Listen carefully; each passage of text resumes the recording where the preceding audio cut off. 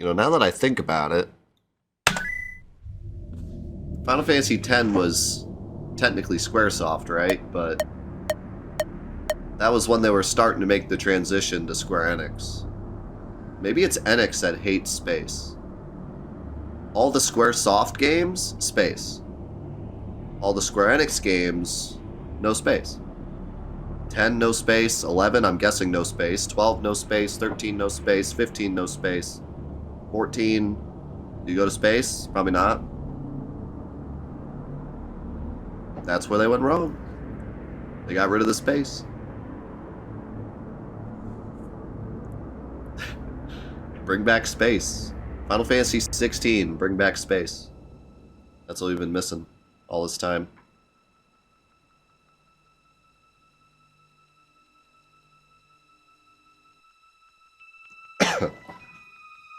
That's why they're bad.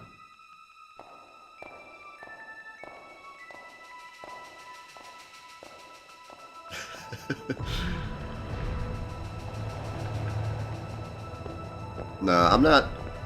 I don't care about all these, like, technically, like, no, we need, like, a straight-up spacecraft going into space. Like, come on. We're talking, like, literal touchdown on the moon types of space here. Or in a spacecraft.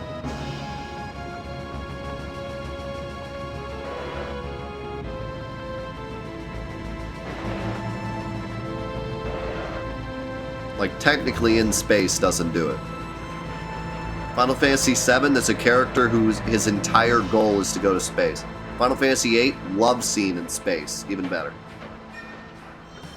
You know? I mean, we're talking real space themes. Real space events. Final Fantasy VIII, they lock intergalactic, interdimensional demon sorceress on the moon in space. Come on.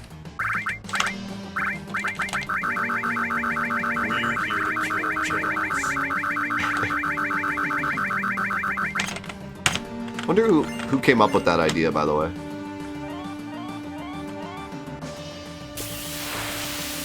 Like, who was sitting in the office coming up with the story and someone was like, what if the evil sorceress is locked on the moon? Everyone was like, that's insane. Let's do it.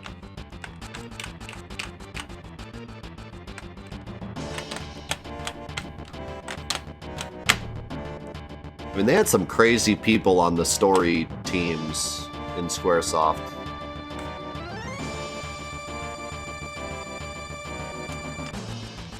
Oh, this is really early. Okay. I still think that Final Fantasy 15 was a completely normal story. And then someone was like, okay, we need a backstory for Galif. And someone was just like, aliens. They're like, aliens? Aliens. And then it just snowballed from there.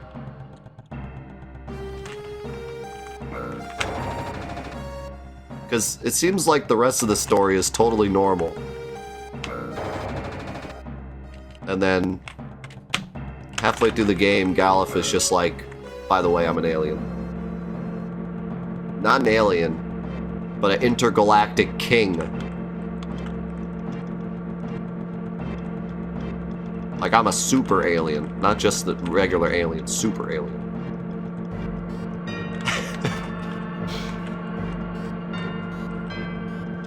Like, who thought of that, man? That's some wild people. And then someone was tasked with taking this absolutely insane concept and somehow making it, like, work. And they did. Like, the way it's told is incredible.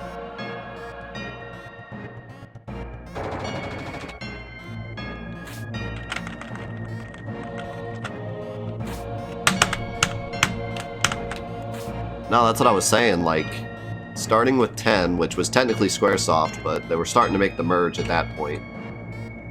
That's when they said no more space. And that's why all the games canonically suck after 9. So, you know, I love, as much as I love 10, I can't argue the facts. There's no space, it sucks. How's it going, Freak?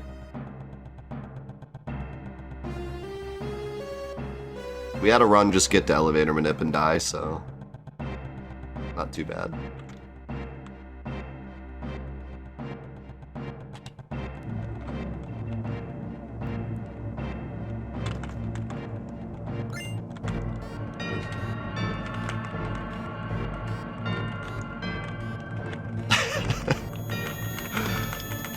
Just go to GameStop and be like, what games do you recommend? Oh, I think this Elden Ring game is pretty good. Does it have space? Well then, how do you expect me to spend my hard-earned cash? It doesn't have space.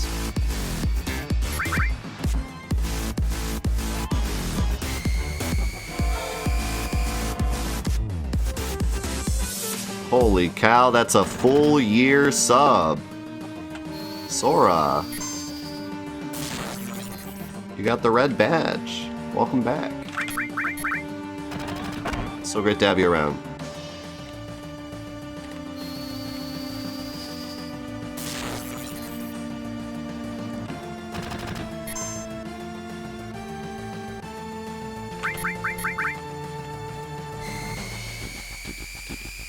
What summon is Sora? Simba.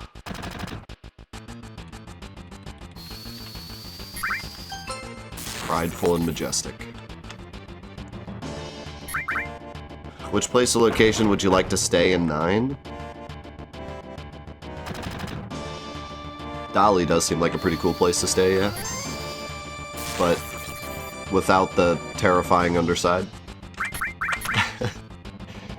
Before the events of the game, yeah.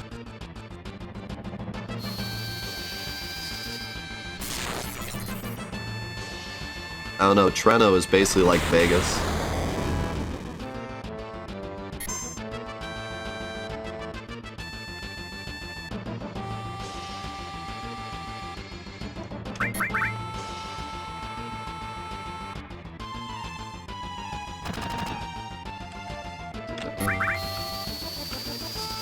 I don't know, I kind of like Alexandria with like the big plays and small playhouses and theaters and everyone out on the streets playing, and like it seems like a cool place to live.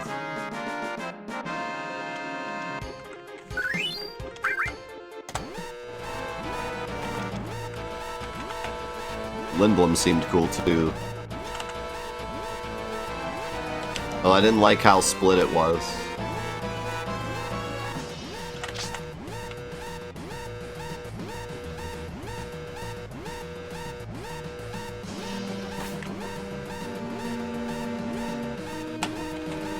Also, I really like Burmecia, but freaking Never-Ending Rain seems like a bit of an annoyance.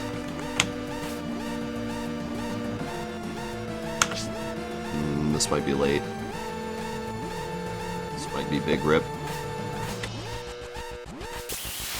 I think we're okay, actually. We're behind a step, but the jump doesn't count as a step. All right.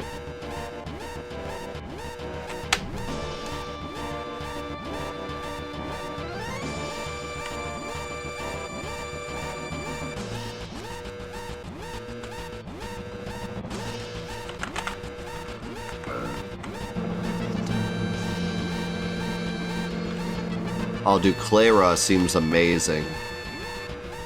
But, yeah. Giant sandstorm. Alright, this is like the slowest reactor ever. But it should be on step route, so.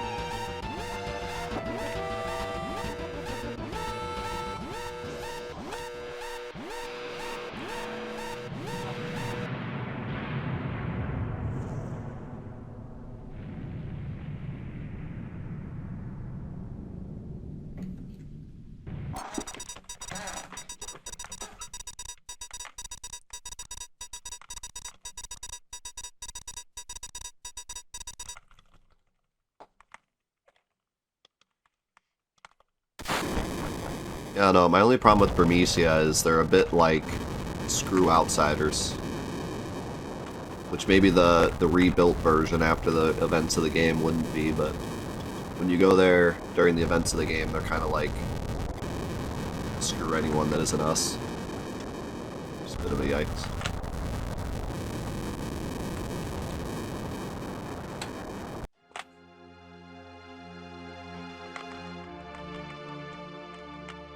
Clara is kind of like that way too, but for a better reason.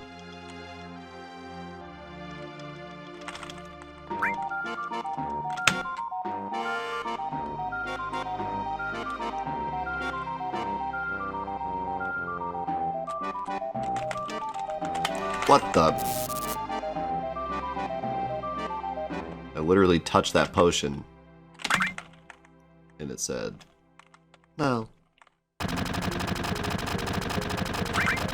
Yo, Raid, Sigma 19. Appreciate it, man. It's going alright. We got one run to elevator. This run's really slow, but it's on step count, so I'm keeping it. Just try to make up the time later.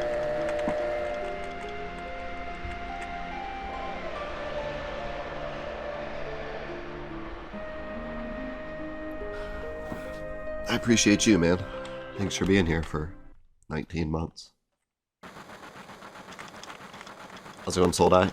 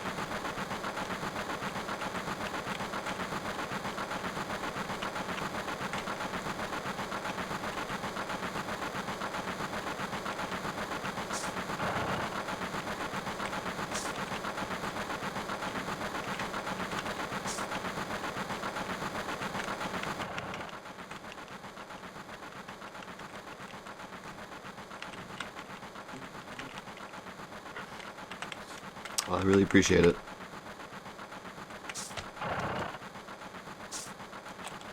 You're all part of the reason the community's so good. Surrounded by good people.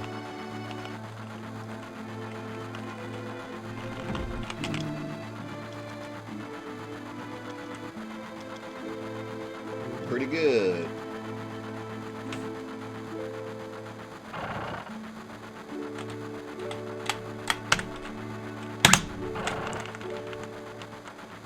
Wow!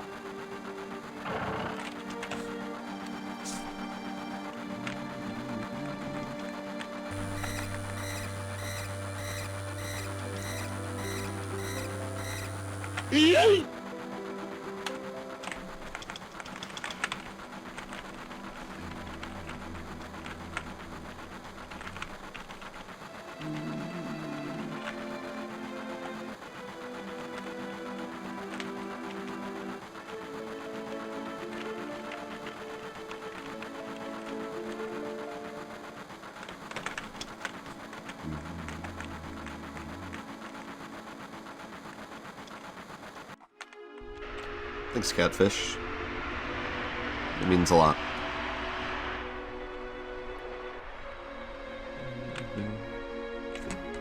I'm glad I can give everyone both avenues, you know?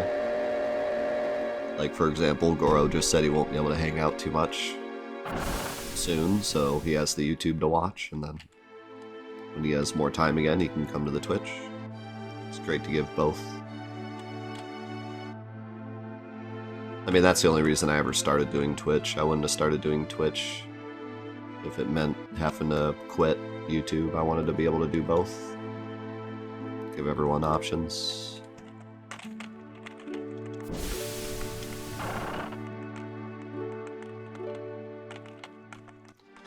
When I started Twitch, it was supposed to be a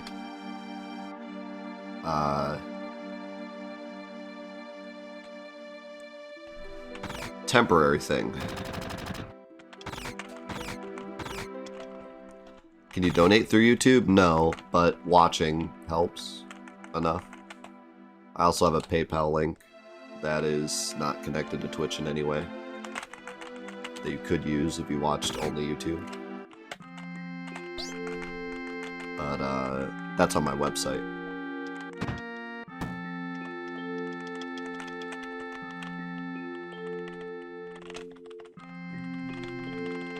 But I don't have the...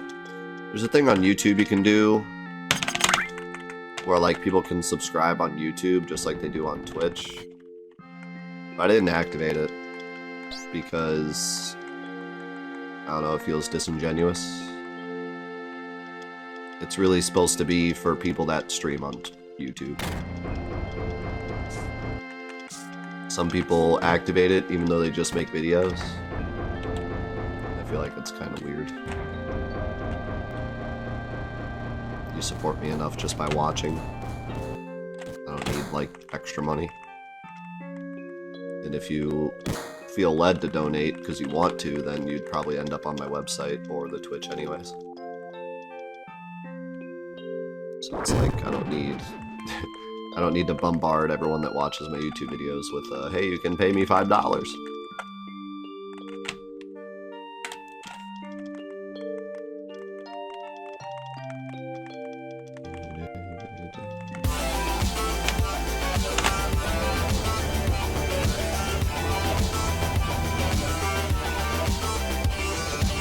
Holy moly! Livestream with the $100 donation. How is the one on your website different than this one? Wait, you donated money to ask how donating money works? Okay.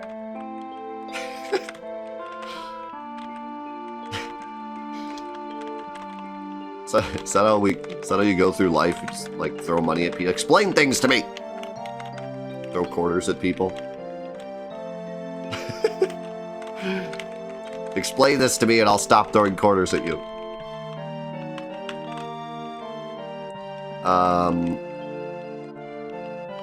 The only difference is that it doesn't go through Streamlabs. The one on the website goes directly to my PayPal. The link in Twitch goes through Streamlabs, so it pops up on the stream and stuff. Well, okay, that's not the only difference. The other difference is the one on Twitch, 10% of it goes to charity. The one on my website, it all goes to the show.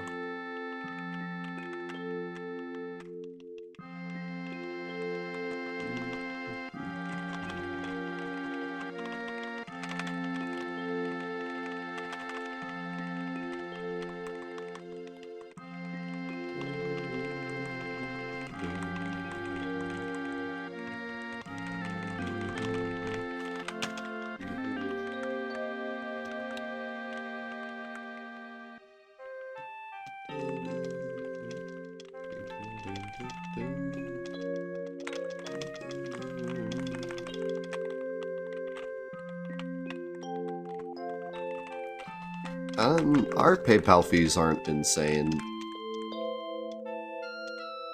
But I don't know exactly what they are either. They change a lot, so...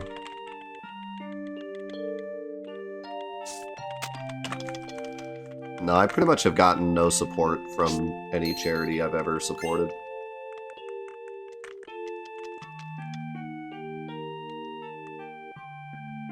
The only thing I ever had happen was because I used to donate to a lot of smaller charities.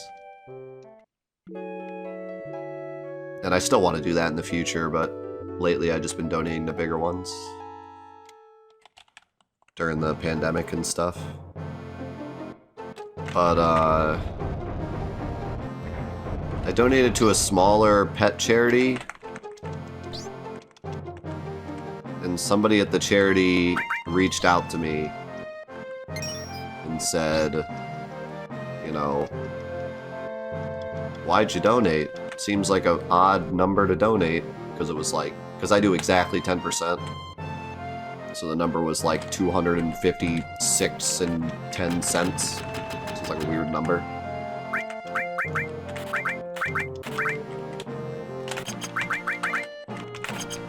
So they asked, like, why did you donate such a weird number? And I told her, and she was like, oh, that's cool. And then that's all I ever heard from her.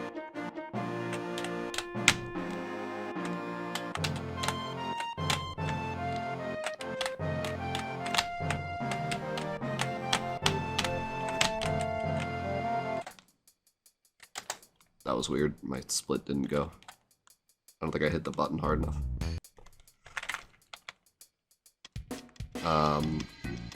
Yeah, I don't know, it's weird. You would think after donating like thousands of dollars to a charity, they would be like, hey, let's do something together, or like get in touch or send. Like, I don't know, I've seen a lot of other, not even like content creators, but like shows and stuff, like, or just like events that happen. Like even smaller events, when they're like sponsored by a charity, the charity will like do more to be involved. I did a charity event a long time ago, and like 10 people watched. But I got in contact with the charity and they sent someone out to like come and talk about the charity. So even then they were willing to do that, even though it was an event for like 10 people. They were willing to come out and talk. But that's because I contacted them and said, like, I want to do an event with you, instead of just donating. But you would think after donating thousands of dollars, they would like be like, hey, how can we make this even juicier? Instead, what happens is I get absolutely barraged. Like, mailbox full to the brim every day. Went the wrong way. With freaking mail from charities asking for money. That's my reward for donating to charity. So they just constantly ask for more, but through mail, instead of calling me and being like, hey, thanks for the money you did give. Like, nope. Just give us more, give us more! We need more! Honestly, I kind of stopped supporting the charities that do that. There's all the smaller charities.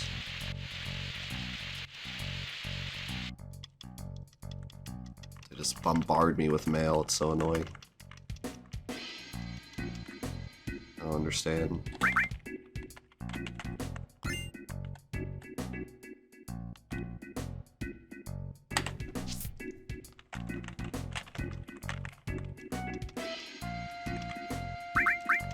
Like, anyone I've ever talked to, if they get a letter from a charity saying, please give us money, they actively dodge that charity. I've never heard of anyone getting one of those things in the mail and, like, sending money, and yet every charity does it, and somehow they think it makes them money. I don't understand. It's gotta be detrimental to their business. There's no way. I'm sure they do it because they get a couple old people that are just like, okay. But I don't know how they don't see that most people see those and they go, alright, never donating to that charity.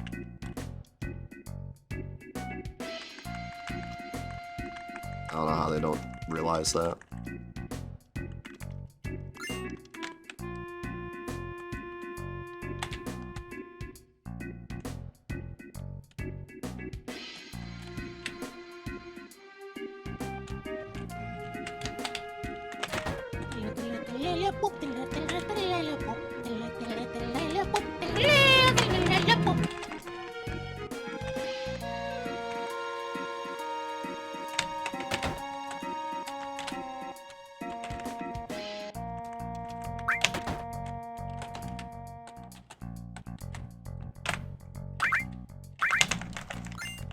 Good.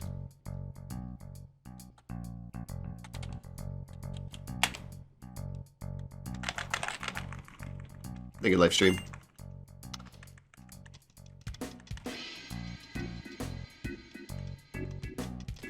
Yeah, not only that, but they spread your info to a bunch of other charities. Like when I first started, when I first started doing the charity thing, I just picked like local charities that I thought would be like actually, I felt like doing local charities would be more impactful than just donating to like some huge charity all the time. So I would do bigger charities, but I would also try to find like local charities, and I'd do a different one every month, which was admittedly a lot of work because a lot of charities don't want your money. It's really weird. Like, anyone that's ever tried to do like something with a charity probably knows what I'm talking about. A lot of charities are just like, no thanks. We don't want to do work for free money. It's weird. But I tried to find local charities that were willing to take donations. And every time I do a month and I donate, you know, back then it was probably only like 100 or less a month to them. And the next month I would get a message from them. You know, if it was like a pet charity, I'd get a thing in the mail. This dog is dying. Please donate all your money. Then I'd get like 5 other ones from 5 other pet charities, all begging for money. It would just destroy my mailbox. So I stopped doing it. And like I said, only one time ever did a charity reach out to me. But it was more out of curiosity than anything. Yo, Badger, thank you so much for the Prime, man. Appreciate it. Yeah, only one time did a charity ever reach out to me and say, like, thanks for the donation. But it was more curiosity because the number was weird and they wanted to know why. It wasn't because they wanted to, like, work together or, like, actually thank me. So it's like...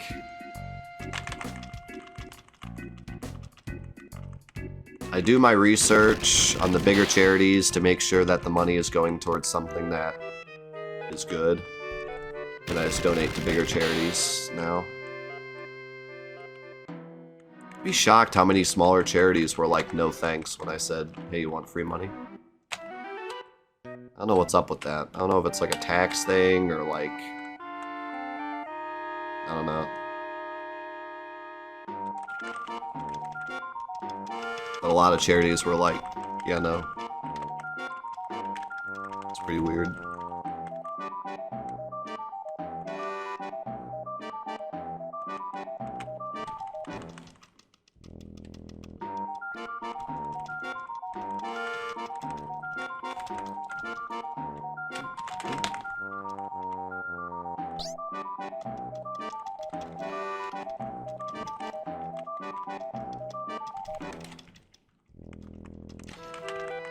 But like, I don't think I'll ever stop doing the charity thing, because I really love it a lot. I love that our community together can create something greater, you know?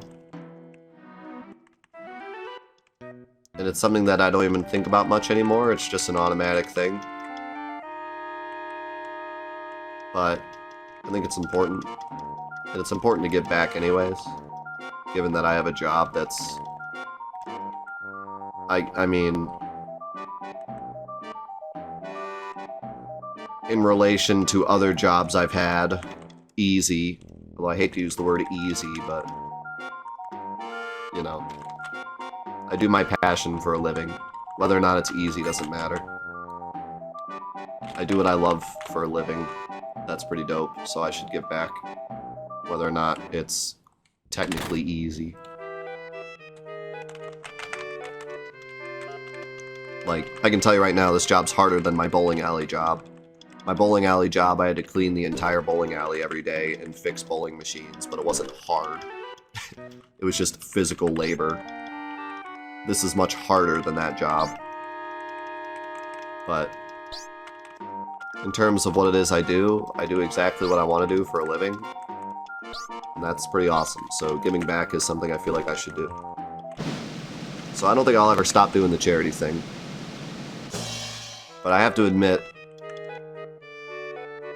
in the past it's been more frustrating than I thought it would be just to, like, give people free money. That's why for a while we just did direct relief, but I also wanted to do direct relief because of the pandemic, because they were specifically targeting the pandemic, and it just felt like that was something that everyone wanted to support.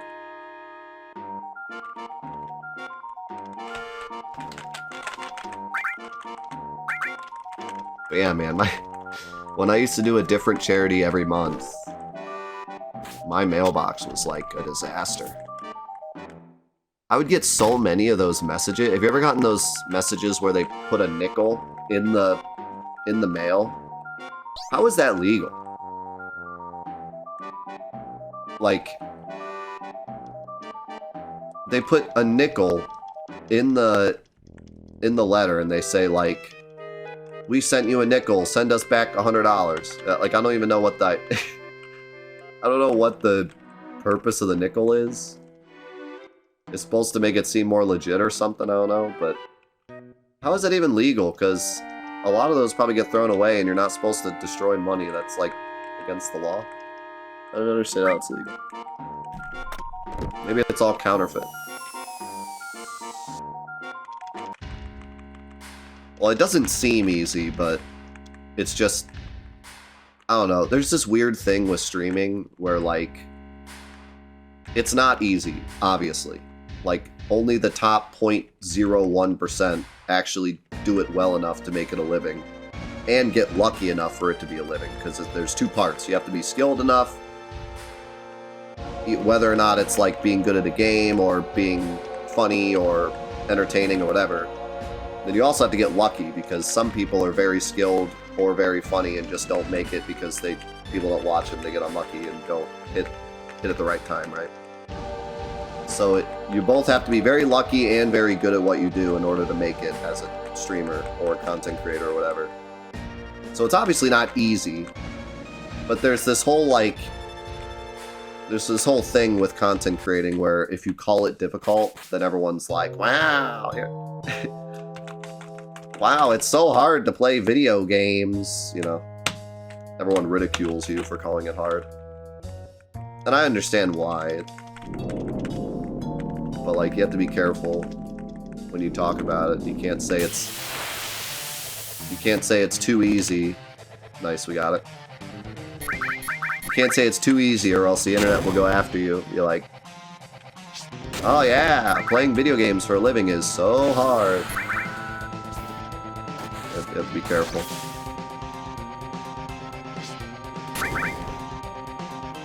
As if it's different than any other job, like... Oh man, it's so hard for LeBron James to play basketball every day. He's just playing basketball. How hard is that? And then everyone will say, well, he's the best basketball player and he trains every day. What do you think I do? It's very, very similar. For some reason it's different though, because it's video games. And people play video games for entertainment, so they just think it's not... I don't know, they just think it's different, I guess.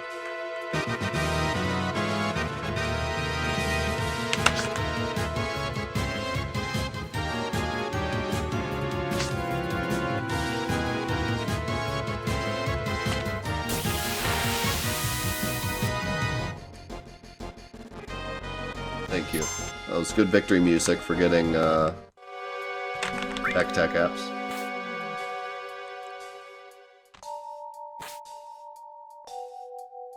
Yeah, they do. I don't know, it's just different. I don't really know why. It's just... I don't know. I don't know the answer. I really don't.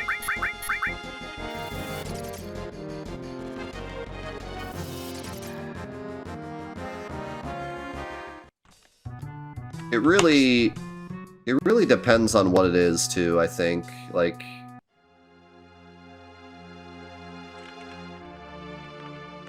something like this, like what I do, I think it's a bit too off-screen for people to watch it and just understand it.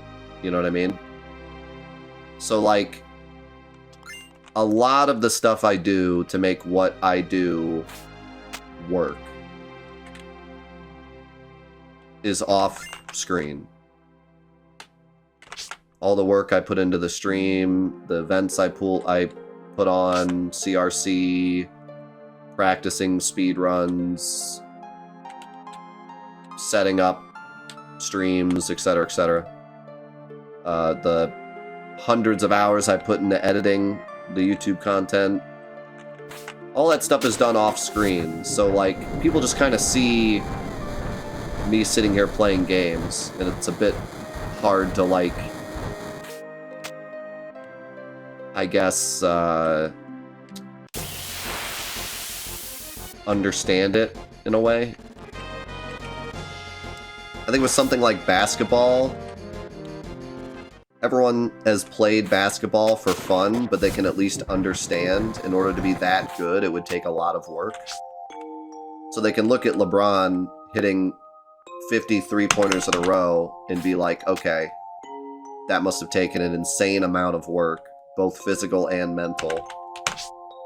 I can understand that from, like, a casual perspective. Especially with, like, speedrunning. With speedrunning, it's like, someone that's never played this game, or maybe even just played it once, it's hard to understand, like, okay, how much time does it actually take to get this good at speedrun? You know what I mean? And I think that's why one of the biggest questions people always ask is, like, how many times have you beaten the game? How many hours have you spent in Final Fantasy VII? How much practice? Like that it seems like every day someone asks, like, how many hours do you have in Final Fantasy VII? I think it's because it's hard to, like, visualize. If you've played basketball, like, once in your life, you can probably get a general understanding of how long it would take to get that good. You know? But with video games, it's different. And with, like, speedrunning especially, it's different. But I would say that one thing that's annoying, because, like, I never really get annoyed by that, because, again, it's hard to show all that, so I can understand why people would think that. One thing I don't understand is how people still don't understand esports. Like, it actually blows my mind that people can watch, like, professional CSGO and be like, why do they get paid? Like, that just blows. Like, what decade are you living in that you don't understand?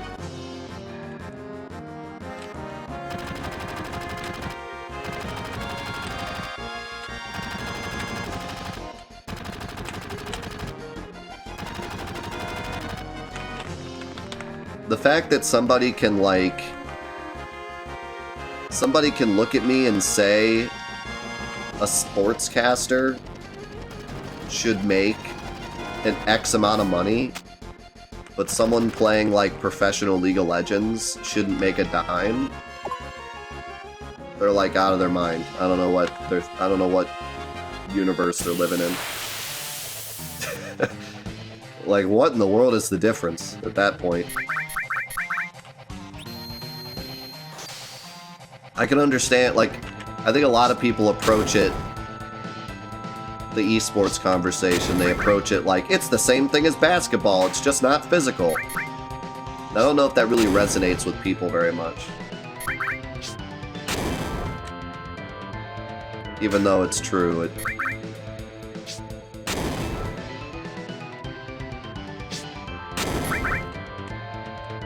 I don't know.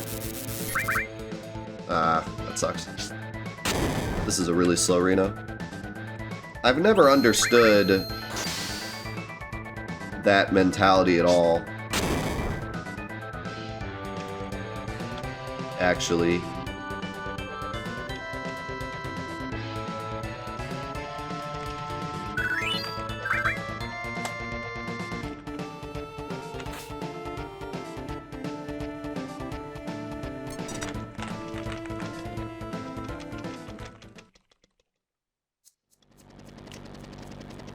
I don't know, it's just like, there's a million different arguments you can make with stuff like that.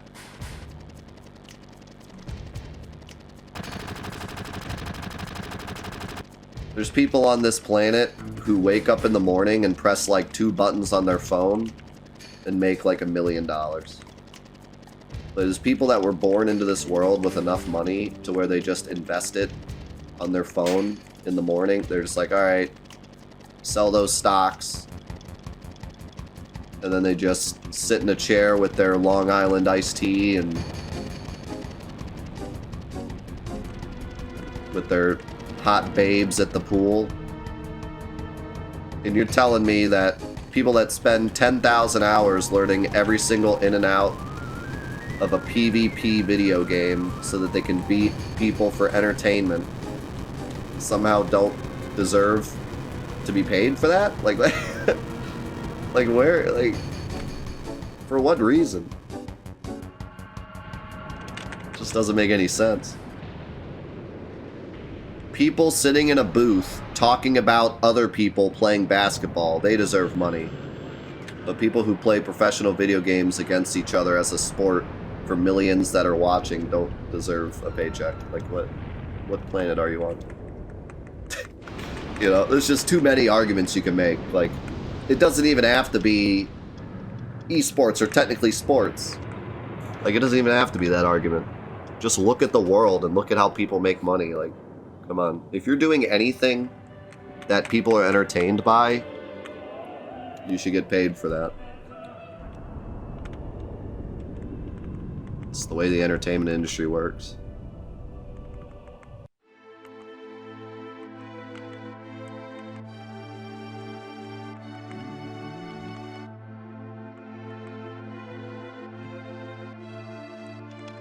There's people selling monkey JPEGs on the web for millions of dollars. You're telling me I can't professionally play video games? Something that, an industry that is bigger than the movie industry at this point? The gaming industry is bigger than the movie industry, and you're telling me we can't make money doing that?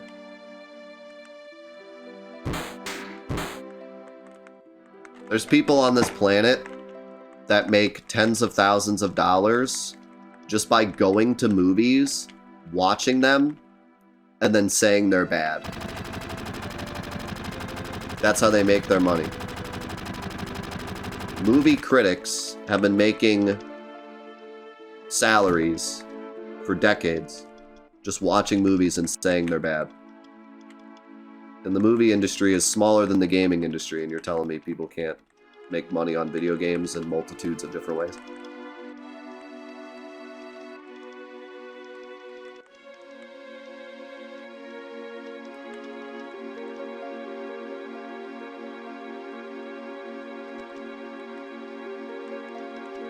You guys put mayo on fries in Ohio? No one I know does that. I'm not saying it's not a thing, though. I will say, I went to a really fancy restaurant once, and they put a sauce. There were fries with a sauce. And I think the sauce had, like, mayo in it. But it was a special type of sauce, and it was really good. But it was like a white sauce, so I was thinking there might have been mayo in it. I don't know. I don't know what the sauce consisted of. It was... Yeah, you know what? It probably didn't have mayo in it because it had garlic in it. It wasn't just garlic, though. It was like a sauce.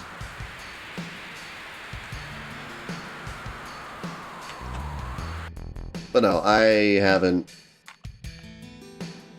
heard of that. I have heard of, like, ketchup mayo sauce. But not just straight mayo.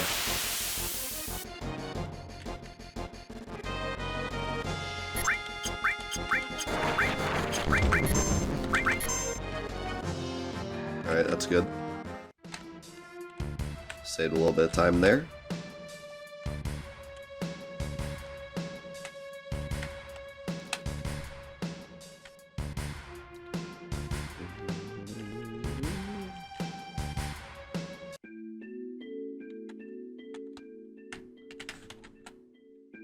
Yeah. Sorry, I didn't mean to go on such a tangent about video games, but something I'm passionate about. Because that stigma has always bothered me. Specifically that stigma. The whole, like, esports aren't sports argument, whatever. Like, everyone has their own side on that, whatever. But the whole stigma that, like, video games and entertainment automatically equals easy. And you're just unbelievably fortunate if you make it as a content creator, because that means the whole rest of your life is just free. It's a stigma I hate.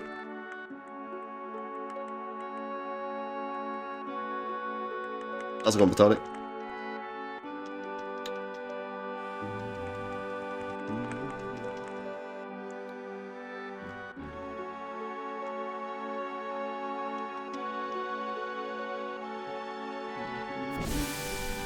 I think that stigma's kind of gone down over the last couple of years because of all the content creators that have quit. So like an ungodly amount of like content creators that have quit, but mostly it's YouTube people because YouTube doesn't pay anymore. YouTube is a giant dumpster fire, so a lot of YouTube content creators have quit.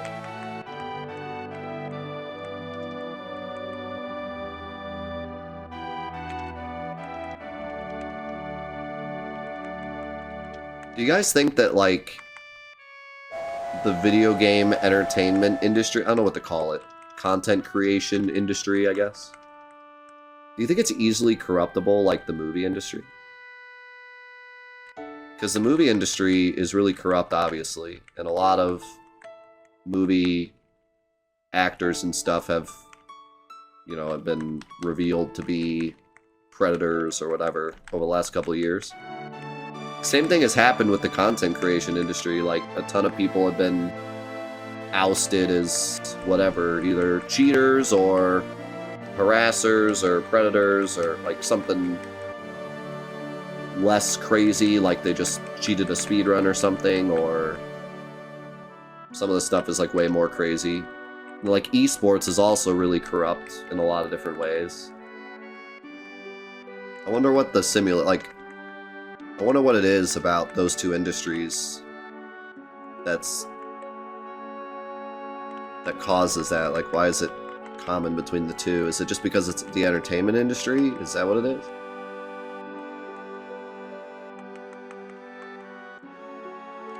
Oh yeah, not to mention the freaking scams. Good lord, that's probably the biggest thing. Like, I don't think it's a stretch to say like 70% of popular content creators have been part of some kind of scam. It's actually insane the amount of people that at some point have been, and sometimes not even at a fault of their own, have been involved in a scam.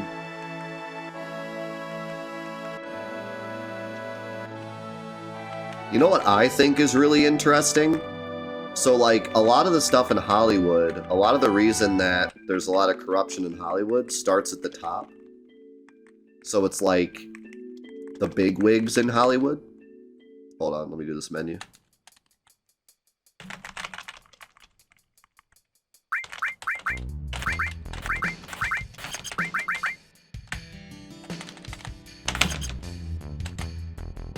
So, a lot of the stuff in Hollywood, like, an actor will get into Hollywood and they'll be fine, and then somebody will manage them, and the manager is the one that's corrupt. Like, a lot of the women in Hollywood have been taken advantage of by, like, managers and stuff. So it seems like a lot of it comes from, like, the top. Isn't it really interesting how the same exact thing happened in the content creation space with CRMs? I think it was CRM the word for it? Like Machinima and all those groups that like monetized YouTube back in the early days.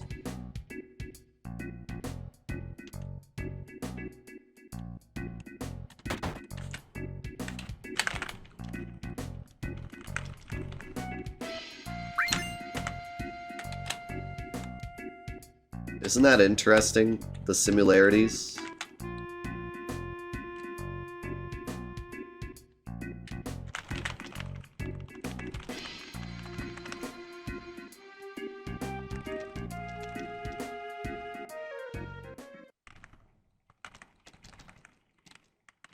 It's almost like whenever something finally starts making money, someone is always there to take advantage. How's it going, Johnny? Also, there was someone else new that I missed. Primitive. Thank you for the good luck, man. Appreciate it. How's it going, Bailey?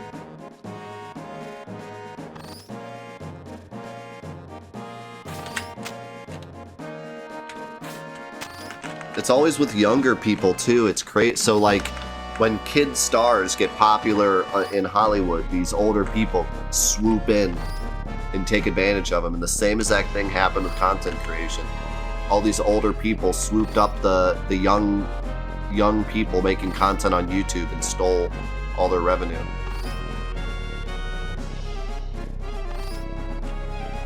Isn't that wild?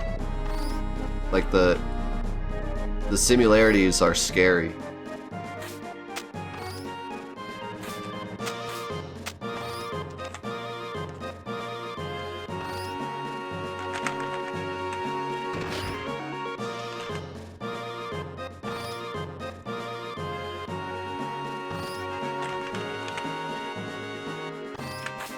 Good. Horizon Zero Dawn is an incredible game. Highly recommend.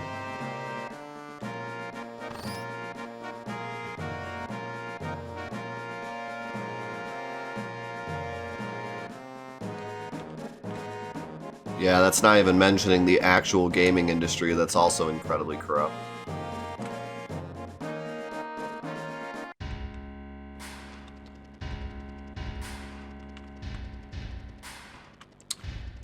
I don't know what happens, man. And I'm not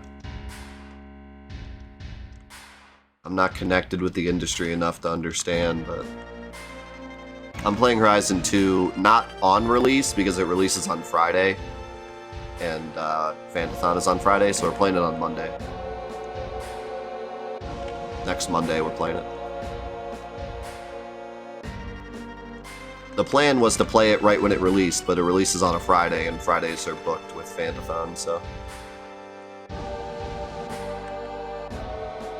It's kind of nice because it gives everyone the weekend to try it out before they see me play it.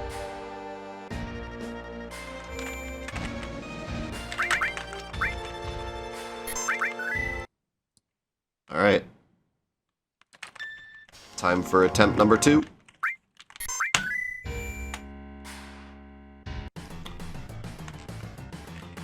This run's not super fast, but it's good enough.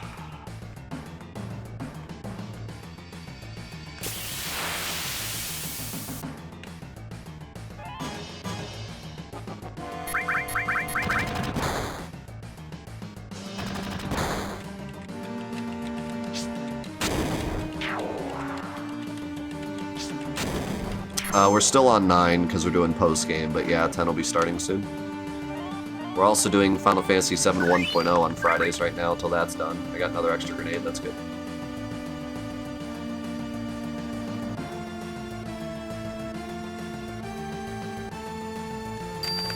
Alright, let's get it.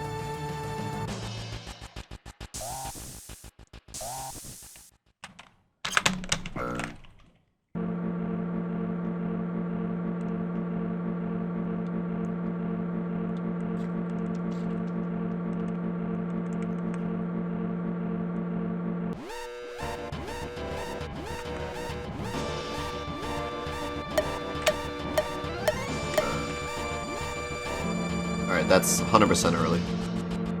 So 4900.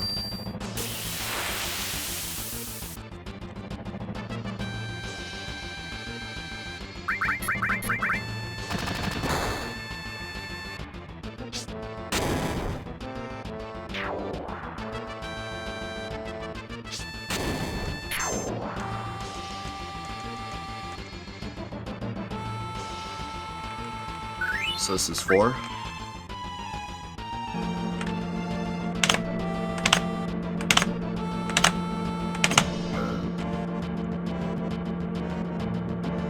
This is 9.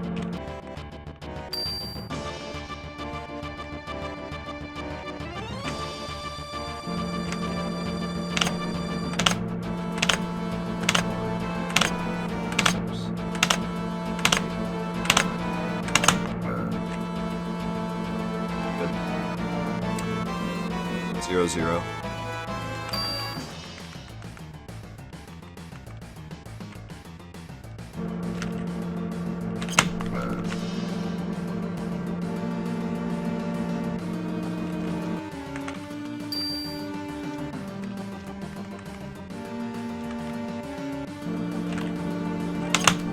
Made it. The run is alive. It's alive.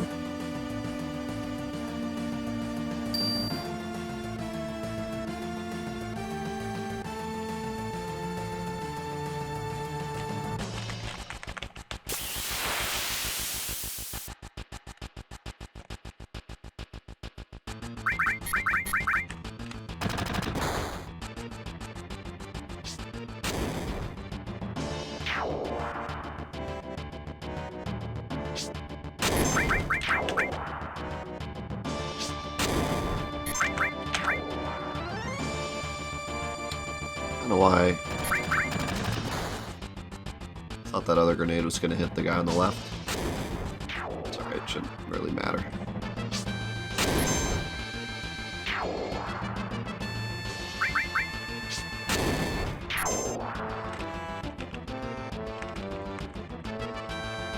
Wow, this is a hot split.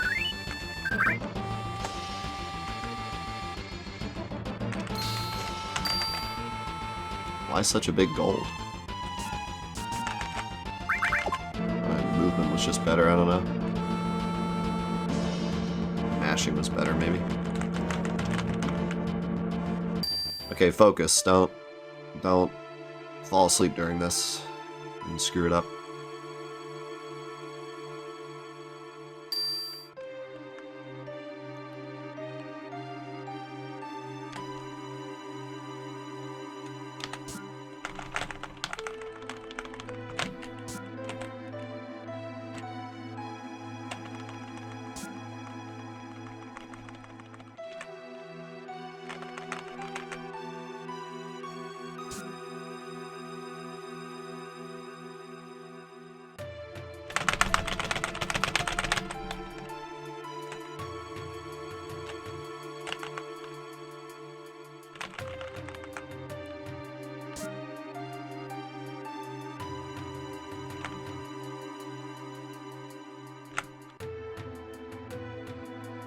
Good.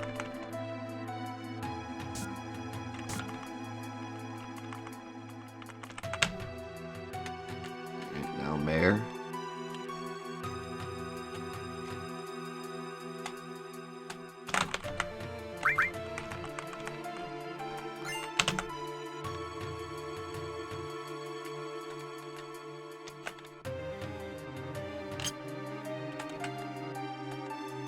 Should be bomb.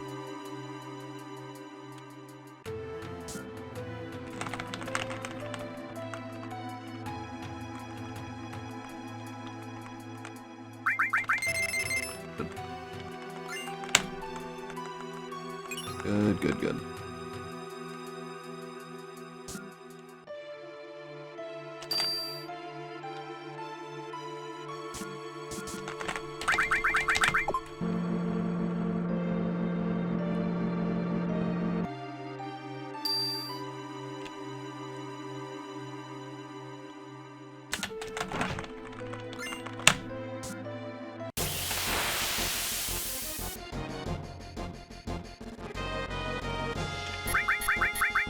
Yeah, man. The world has a lot of problems, but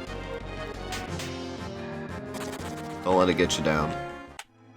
It's all about being good to the people around you, loving the people that are close to you, making your own difference,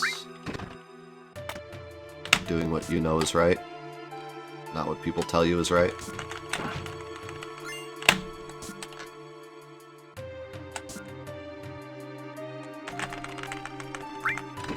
Hey chat, did you know that if you put the first Midgar parts in the bottom right hand corner of the diorama, it opens all the chests?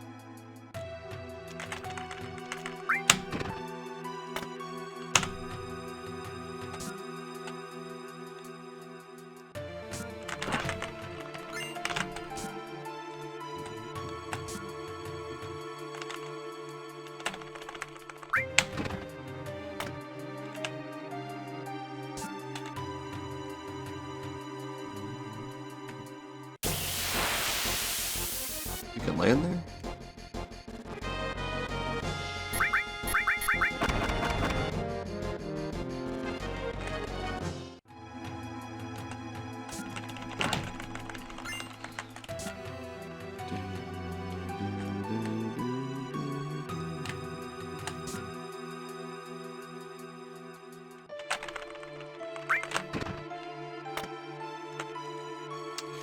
Yeah, man, the gaming industry is getting rough.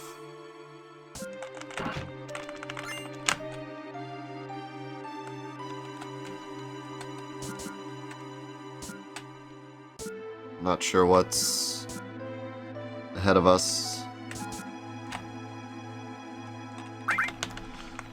But if the new AAA games are anything to measure, it's not looking good. But having said that,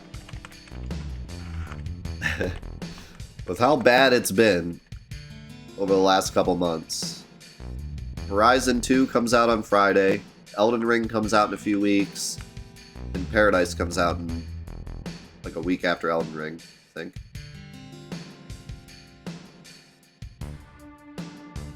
And I know not everyone's into Dark Souls games, and I know not everyone's into Paradise either, but at least if those games are worth their money, even if you're not into them, it'll at least be a step forward. Because every AAA game in the past couple months has been a step backwards.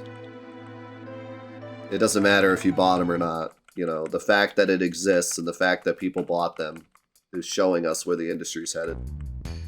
I'm hoping that Paradise is a good game, even though a lot of people won't buy it because they're not into that kind of thing. I just want it to be, I just want Square Enix to be like, hey, we can still make good games that are worth the money, you know, the price of admission. Whether or not you care about Paradise, Paradise is going to set the standard for Final Fantasy XVI. You know what I mean? If Paradise is a 20-hour game with a $70 price tag, then that's going to set the precedent for Final Fantasy XVI. So, my hope is that Paradise is a well-made game that's worth the price tag, because that'll give me confidence that 16 is going to be worth the wait. And same thing with Horizon, because Horizon is Sony's big, hey, this is why you need a PS5 game, and if it sucks, then it's going to be not good for the future of the PS5.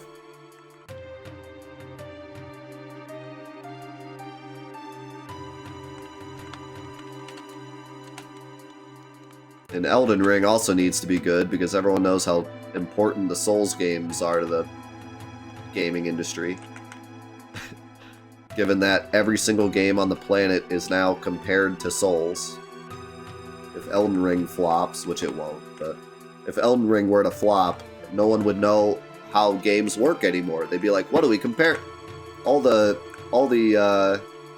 game reviewers would be like, we can't review games anymore, because we can't compare it to Elden Ring.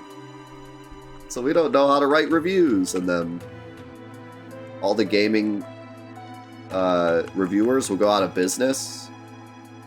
They'll make all the magazines go out of business. And then all the kids won't be able to buy their Fortnite guidebooks and their Minecraft build guides. So they'll stop playing video games. They'll start like they'll revert back to like early 2000s. They'll start playing with like Pogs. Well, that was more like 90s, but they're gonna start playing with tech decks. The gaming industry is gonna crash. I can see it now. This is the road we're going down.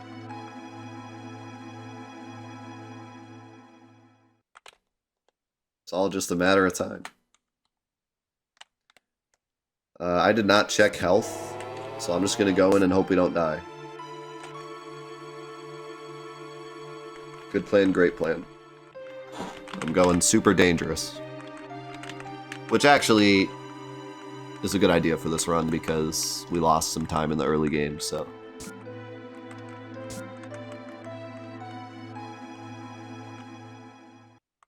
People are going to be taking out their Yu-Gi-Oh! Dual Discs. That's going to be the new meta.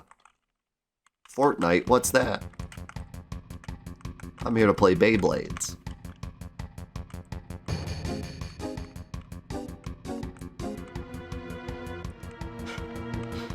And then Epic is going to show their true colors. They're going to completely sell off all their video game rights and become a Beyblade company because they just follow what the kids do. It's going to be the downfall of Epic.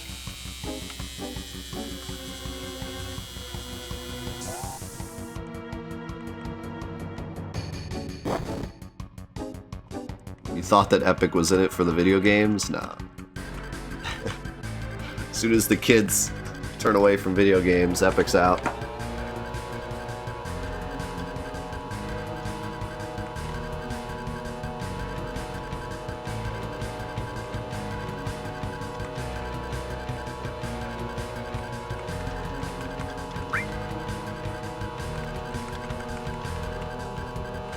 Alright, here's why I found out that Barrett has like 50 HP. Oh good, he has 180. Well, this should be good.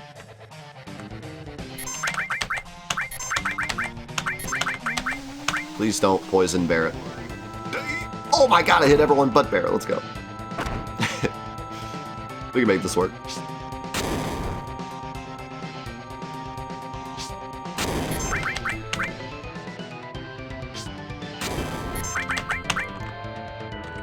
Alright, 2 Shady Breaths is slow, but safer.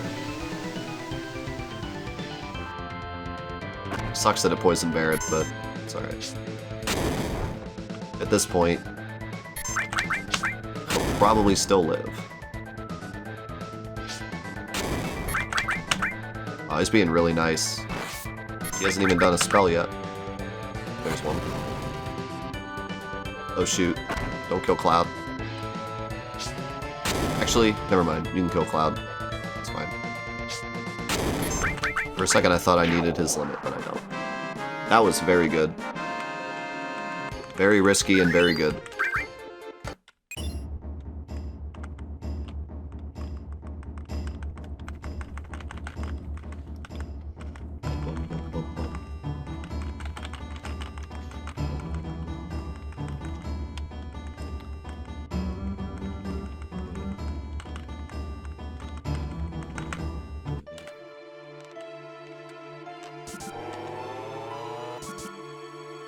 Take the highway to the danger zone. Leave it once!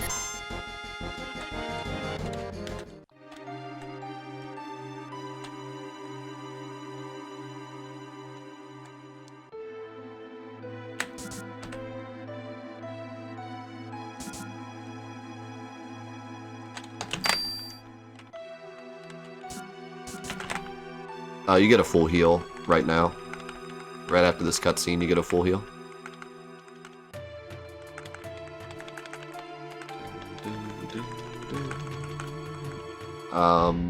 If you were to, like, actually kill off Cloud, I don't know what happens. I think... Does Cloud get a full heal before Rena? He might. Because I don't feel like you can go into the Reno fight dead, but I could be wrong. Or, not Reno, Rufus. I don't know that answer off the top of my head, though. Because you can get into fights before Rufus. I guess there is a chance that you could actually... Because it lets you menu there, so it probably, like, you're supposed to revive Cloud there before the Rufus fight starts, and if you don't, you just lose. So yeah, that's probably what it is.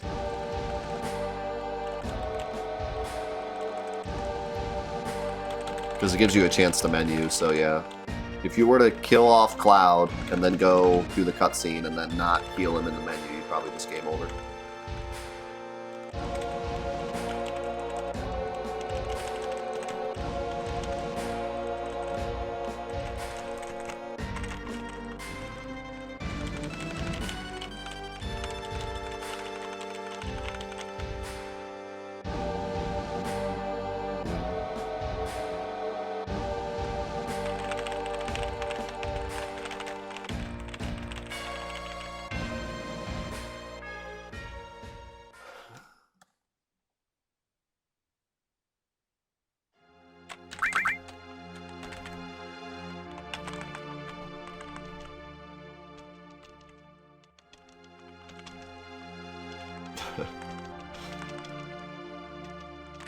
You're one of those, huh? Who, like, keeps a cracked phone for a super long amount of time?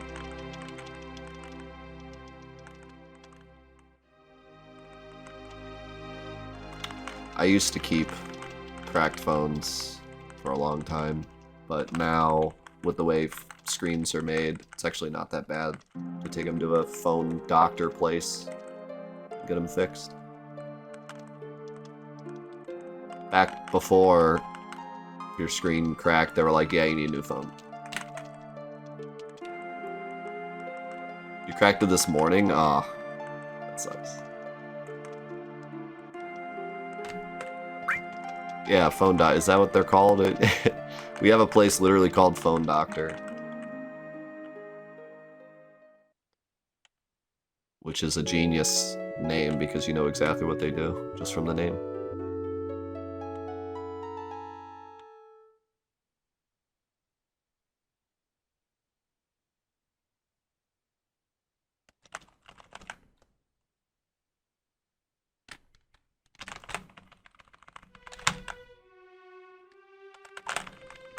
I feel like phones have gotten better with that. Like, you can actually replace parts.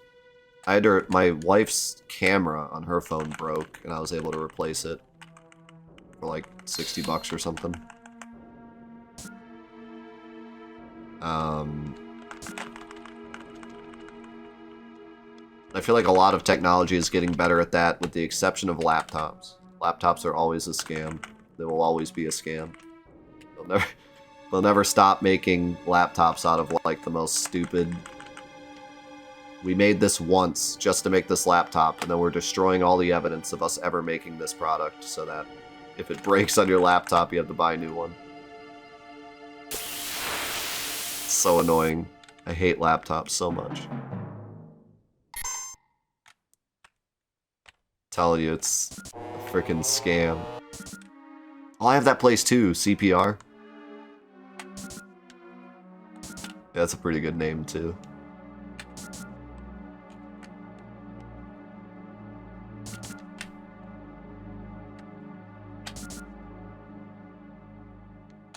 I don't think I'll ever own a laptop again in my life.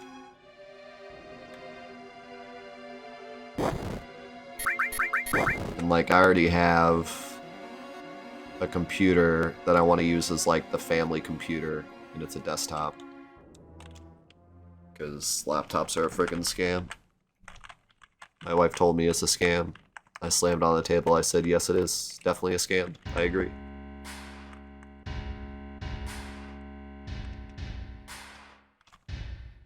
Dude, I don't know how you do it. I hate it so much. I mean, that's the thing with laptops, is that they know that you have to. If you're on the move, you have to. You just have no other option. That's how they get you. Because, like, when I went to college, yeah, I had to work on a laptop. I had no other choice.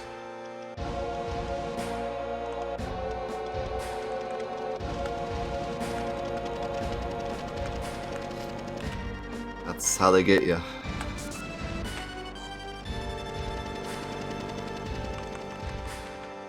Whenever there's an industry where you have to pick the product because of necessity and not out of your own opinion, like your own desire, that's where the scammers come in.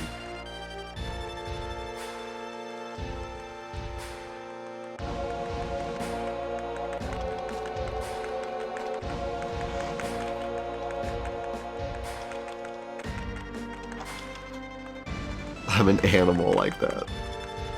I will admit, being a full-time coder and using a touchpad, bit of a yikes. I'll be honest.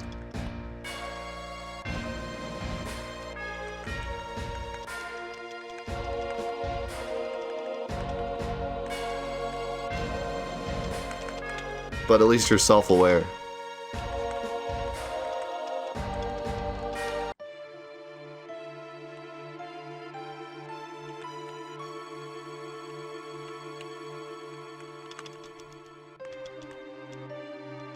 Hey, anything's better than the frickin' little, like, nub in the middle of the keyboard that you, like, move to move the cursor.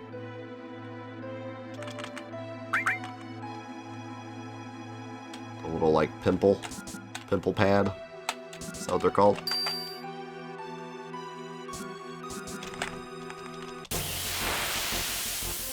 How's it going, Waldo?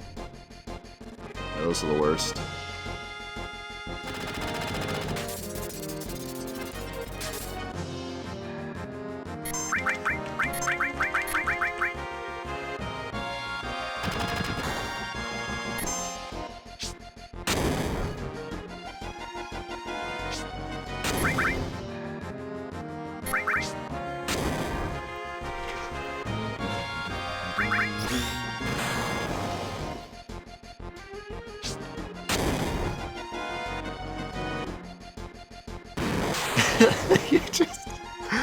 You just destroyed the last shred of hope I had for humanity.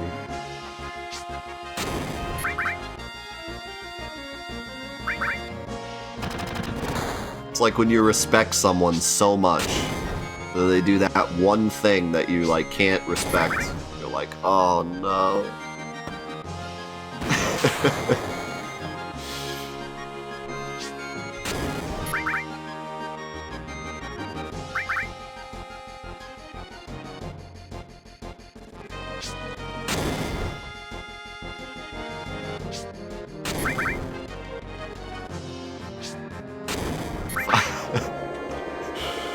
Father is disappointed.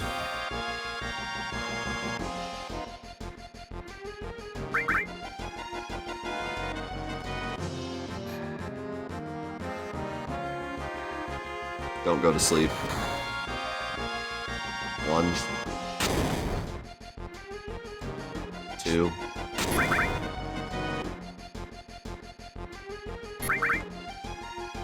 No!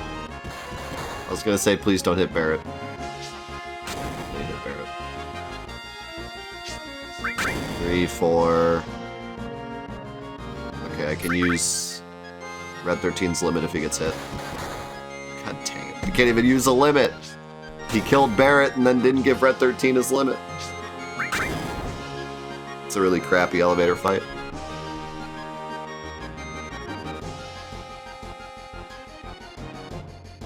He's gonna get an extra attack too.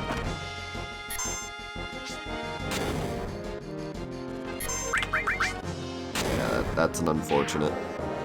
It's not horrible, but yeah, that was slow. Slow and extra grenades. Luckily I got that extra grenade from that guard fight, so that'll help, but yeah. Crappy elevator fight. He had to hit Barrett twice.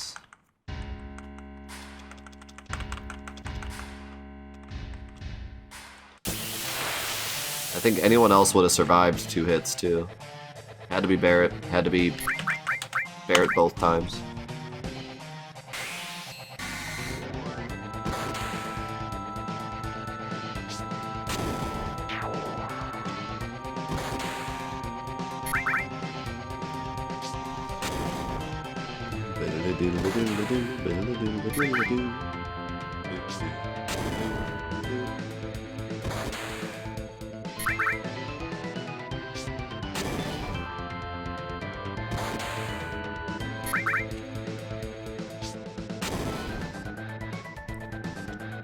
Really wish I could use a Braver there to save a grenade, but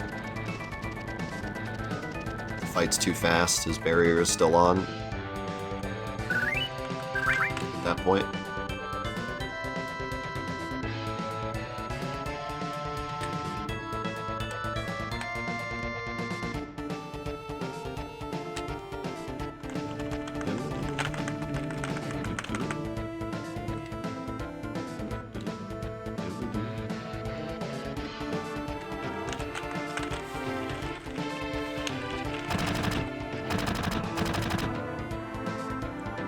If grenades didn't go through barrier, that fight would be horrendous.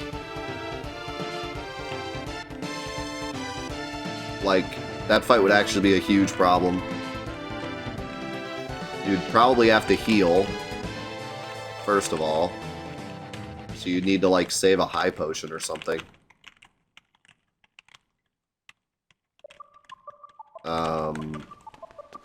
You'd have to use either twice the grenades. You wouldn't even, like, there'd be no good way to damage him, honestly. Like, you would have no good option. That'd be awful if it didn't go through. Because, like, even something like Bolt, the animation is so long and doesn't do very much more damage. You'd probably have to, like, bolt through his barrier until it goes away and then throw grenades, maybe. That would actually probably work. It'd probably be... probably, like, save a grenade, actually. But, man, that'd be slow. Really slow.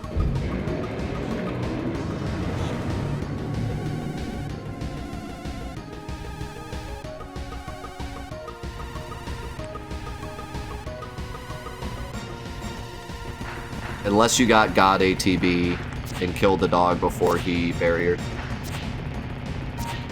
Which I think is possible if you set the game to wait and you get lucky. But you wouldn't be able to bank on that.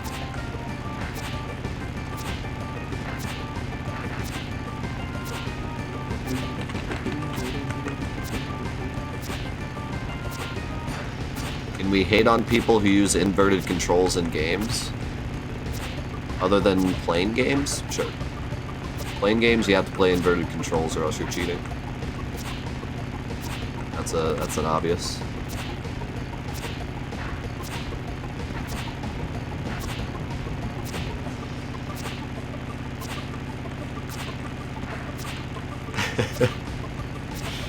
You're actually technically cheating if you don't use inverted controls. That's not how planes work.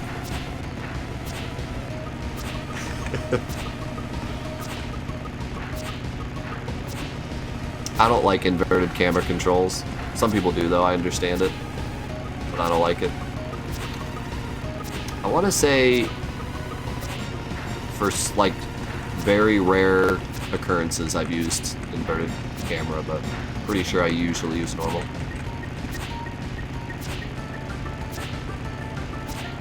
Like, if the game defaults to inverted, I can get used to it. But if it gives me the option, I'm pretty sure I almost always pick normal.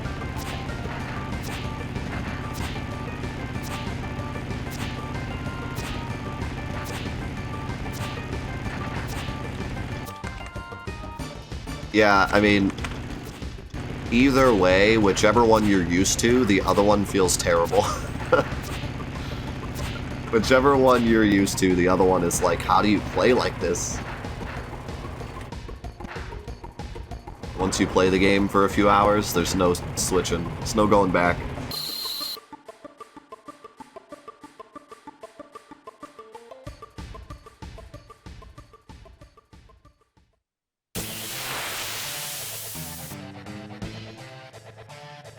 Okay.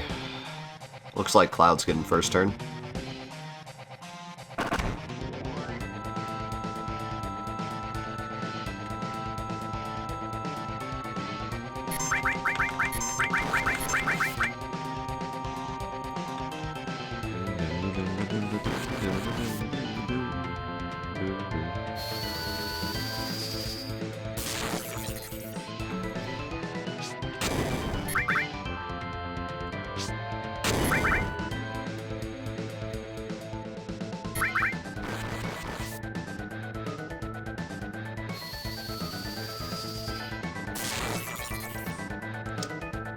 These bolt rolls seem very low. I don't think it much matters for this fight, but...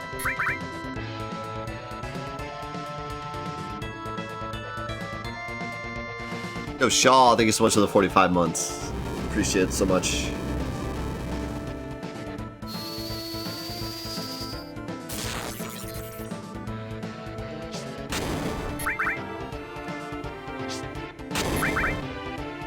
Down to 9 grenades.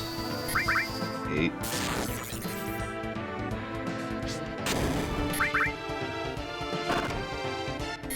Seven.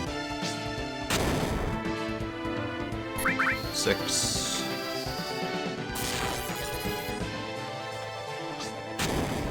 5.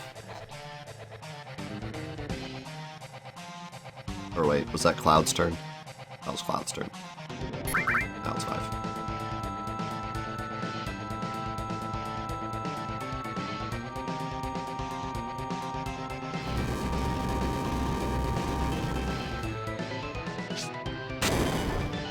Cloud's a bit low.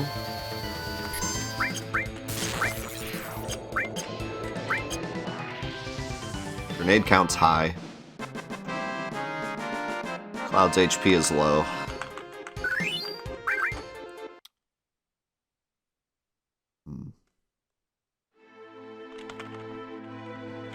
Forgot to split.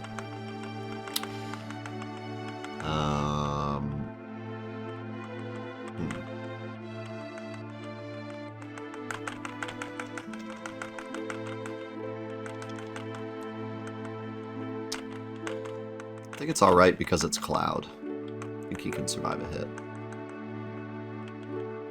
If he gets hit again on the way to farm, I might have to heal him to be safe.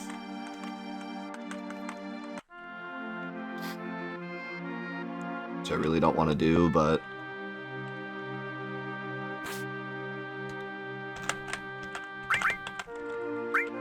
It's first try.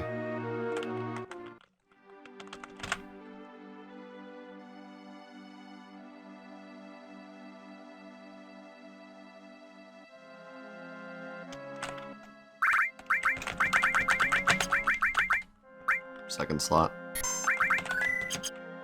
think I remembered. Ooh! This is a step away from a fight.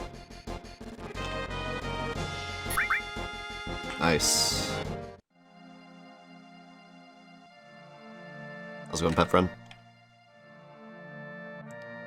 Alright, we should have one more fight before farm. Let's pray that Cloud doesn't get hit.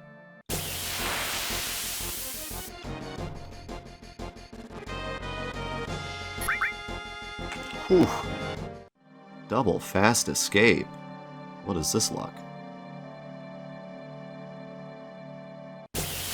Ooh. Got another fight. Oh god, it's a back attack.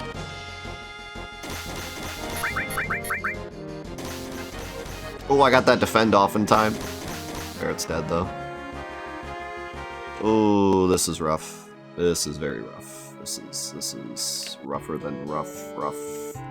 This is bad news, bears. Should be doable though, but it's gonna be rough. Old folks.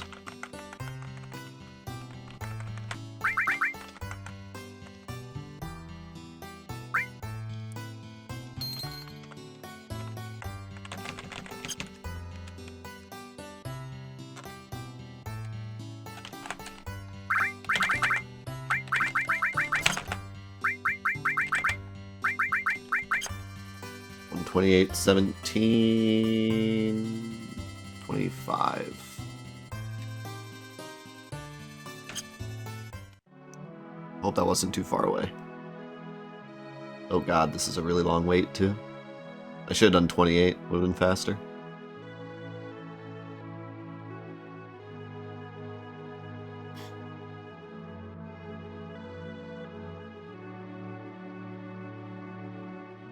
Well, it's definitely the right fight.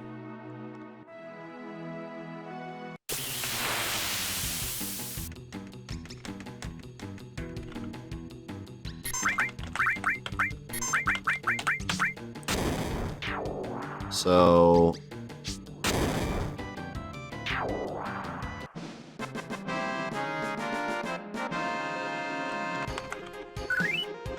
gonna have to heal. Dang, dude, this is gonna suck. I have to heal before I even get to the mine. Which means game over is gonna be slow.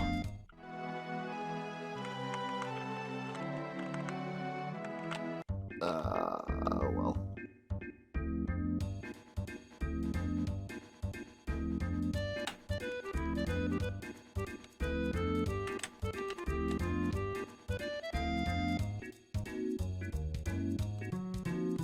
Gotta do what you gotta do.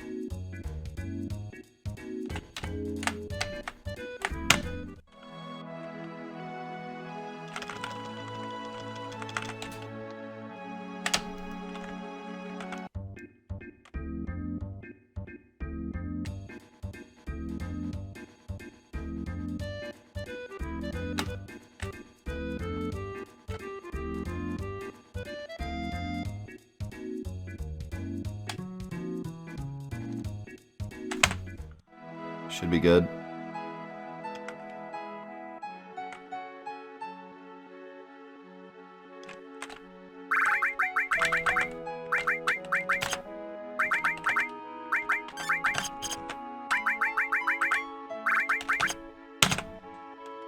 Really sucks that I have to do that, but there's no avoiding it. Because if anything hit Cloud, the run was over. Oh, we got a preemptive. Would have been alright. Well, maybe. There might be another fight.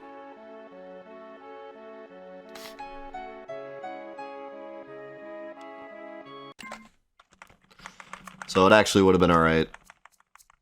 Because I got a preemptive, but there was no way for me to know that.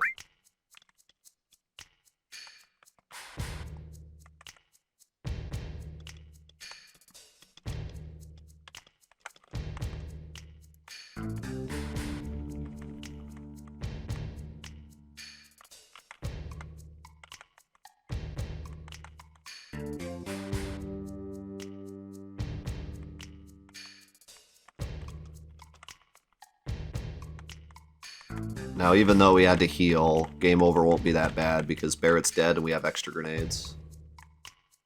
So, like, the punishment for healing, other than the menu to do it, is that game over is slower, but this game over should still be pretty good. So, I'm not too worried.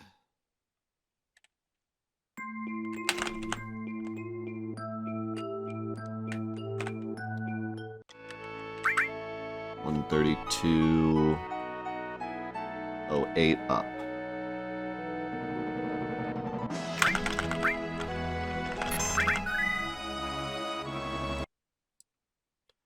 Okay.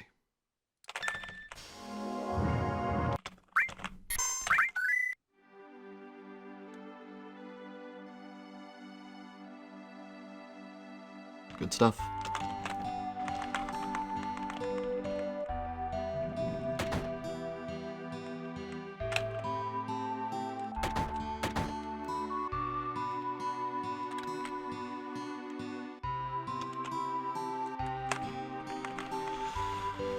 Alright.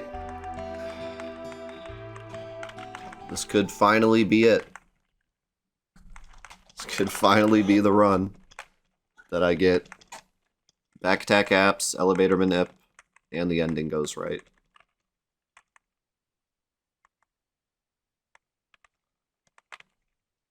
Just have to do the final fight correctly, do photo skip, and hope that things don't go horribly wrong.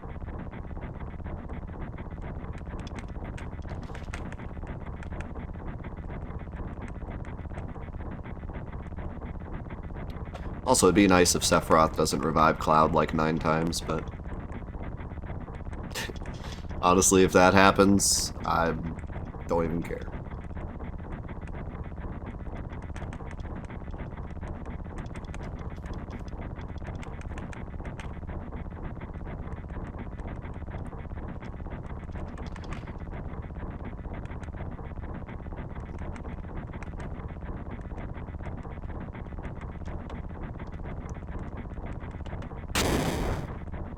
Yo, Zycros. Thank you very much for the Prime, man.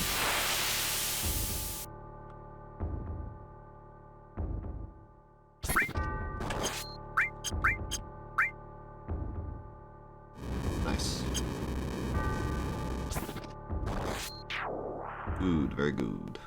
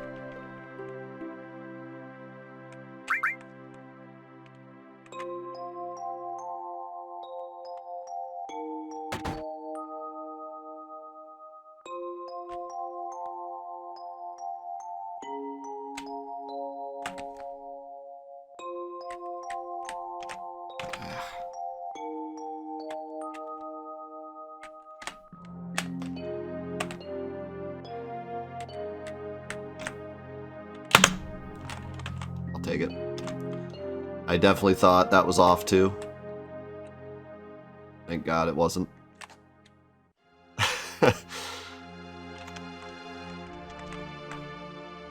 Thank God that worked, because I would have been lost if it didn't. I would have had to, like, eyeball it at that point.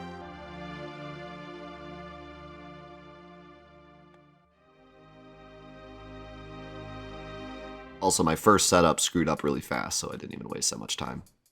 If I had, like, sat there to try to set it up and then failed it would have sucked. Alright, here comes the scary part.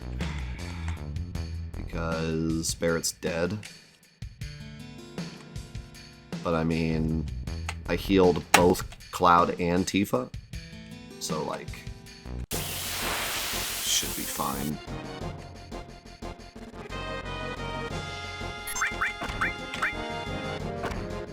Ah,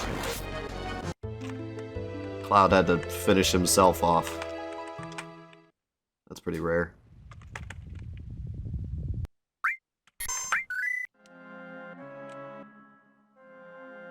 Alright, no double bird fight would be really nice. If I get double bird fight, it's going to be kind of annoying. That'll work.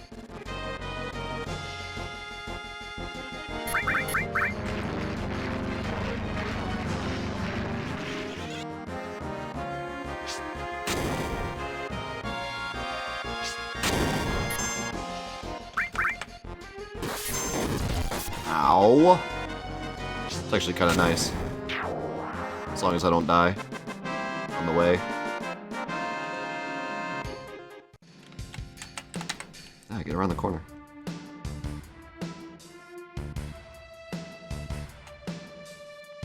No fight?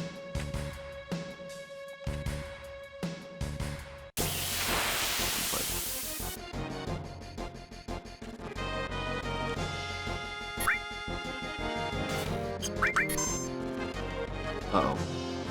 That's more attacks than normal. Perfect. Holy cow. Perfect.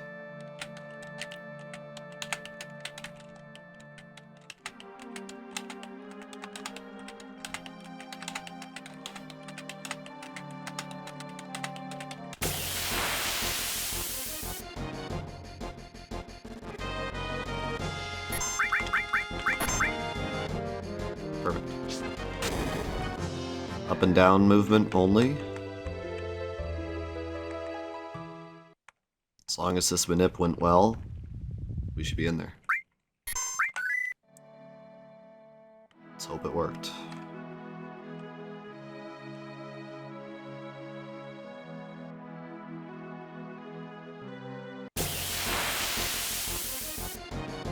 Good.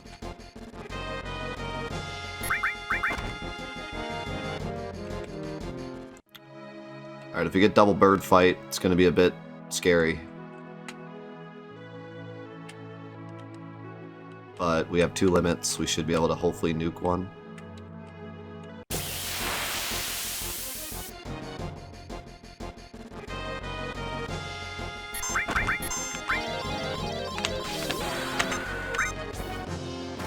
If Tifa hits the right one, that is. Nice, she did. What a girl. What a woman.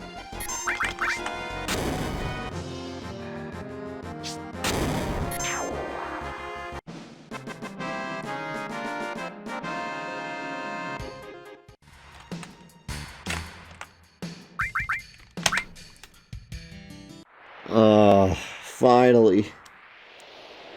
Finally! After a month and a half of totally botching the ending over and over again, we finally did it.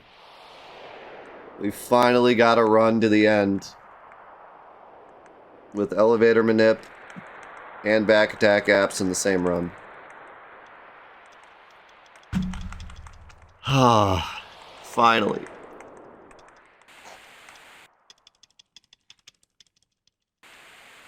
So freaking happy. Don't care at all what the time is. I'm just so friggin' happy. Finally did it.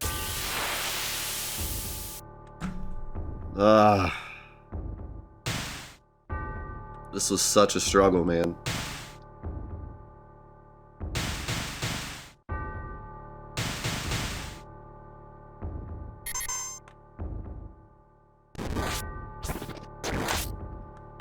$43.43. What a cool run. What a cool time. Oh, man. I have so much to say about this run. Because this was a nightmare for me, man. It really was. This was such a struggle. Holy cow.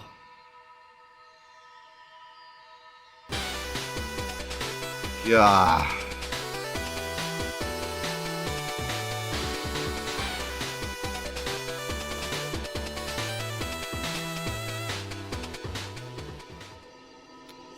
Yeah, that final cutscene is off because it thinks we're on disc 1. So basically it's like, play cutscene 2. And cutscene 2 on disc 3 is the right one.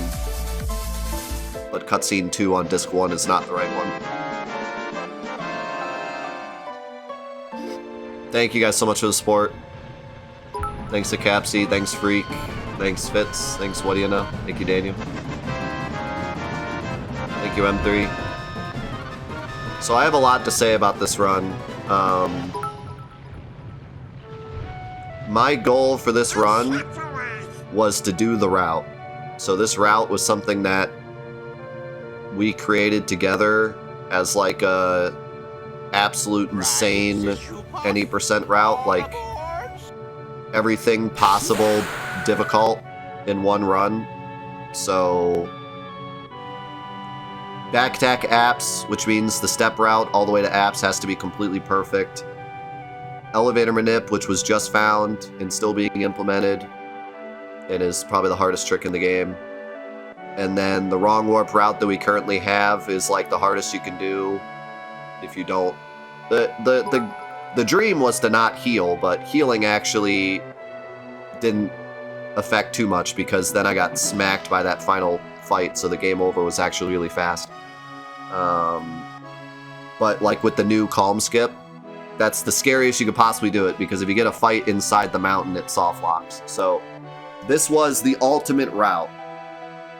Now, the reason that this isn't a world record, the reason that Phrase's run is a minute faster is because Phrase is a god at micro. His micro is way better than mine. Same as the second place. I'm blanking on your name, I'm sorry. I know your name, I'm blanking on it. Zergu, right? Is second place right now? Their micro is really, really good. Their movement is just really, really good. And that's why their run is better. So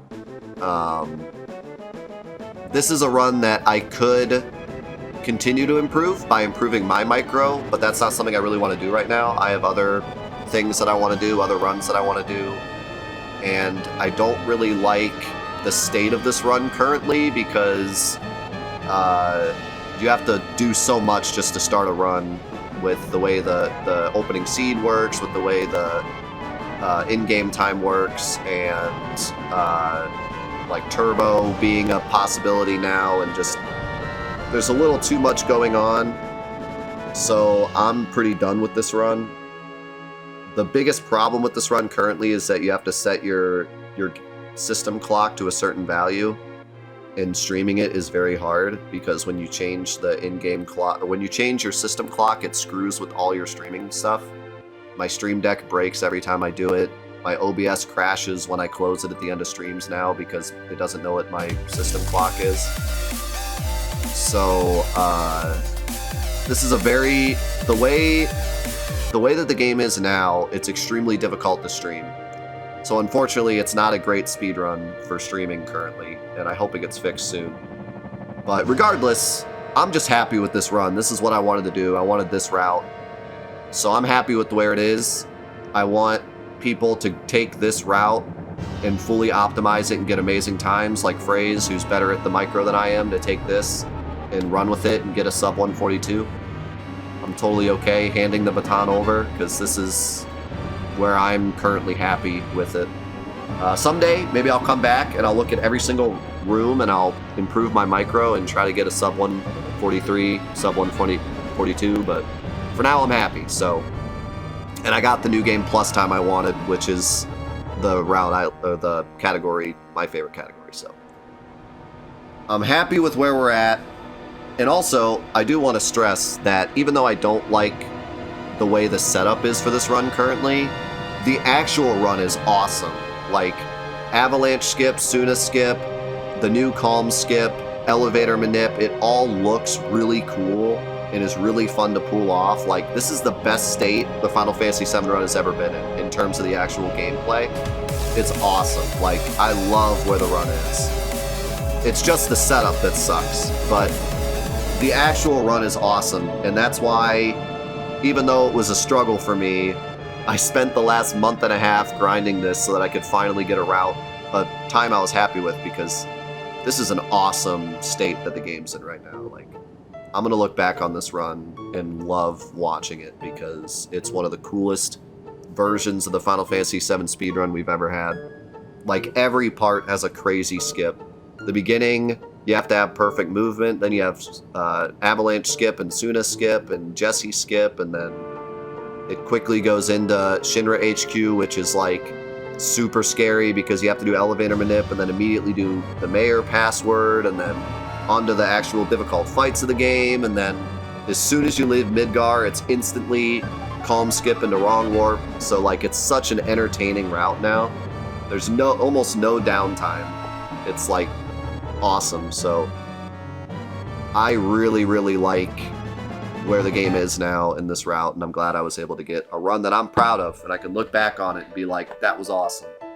And I'm willing to pass the baton over to those that have the ability to really put the micro into an awesome state, and hopefully get a sub 142 soon.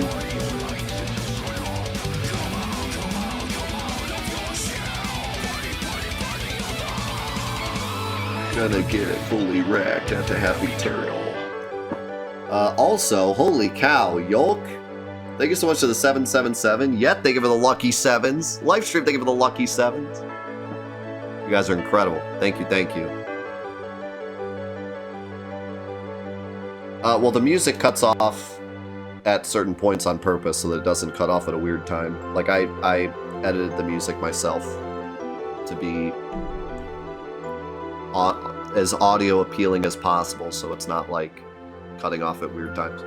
And then the alert just stays for a few extra seconds, depending on where I set it to. If you catch my drift. Also, I get the run when I'm getting off, just getting over this cold. Like a nasally mess, and I get it now. Let's go.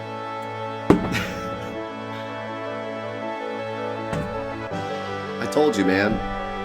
Being sick gave me the extra power. Because I'm, like, tired. And I run better when I'm tired.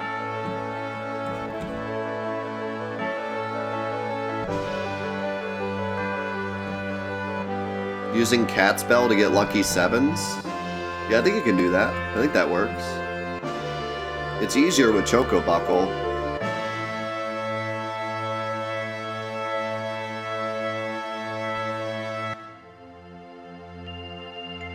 Was I sick when I got the New Game Plus world record? Maybe?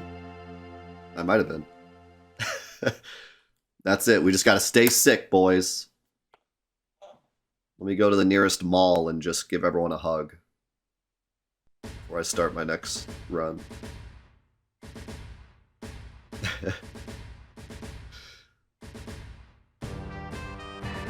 And we finally did it. This has been such a struggle for me. I kept missing one thing. I got a run that was perfect but missed elevator manip. I had a run that was perfect but missed backtack apps. I had a run that was perfect but failed wrong warp. I had a run that was perfect but got the soft lock and calm skip, which is not even in my control. I pretty much got a perfect run with everything going right except one thing for, like, everything. We just had a run, what was it, yesterday? Where I literally got to the end and died to the final fight, to a double bird fight. Like, man. I got stuck in the mountain twice. One of my first runs got stuck in the mountain, and then a run last week got stuck in the mountain. Like, this has been we worked so hard for this, dude. That's why I said, like, the time doesn't even affect me. I'm just glad we got it. I'm just glad we got it.